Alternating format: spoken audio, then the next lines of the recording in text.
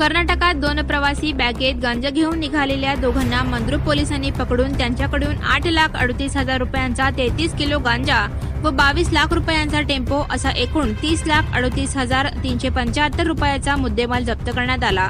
दरम्यान या प्रकरणी अटक केलेल्या दोघा संशयित आरोपींना न्यायालयात हजर केले असता 5 दिवसाची पोलीस कोठडी मिळाली।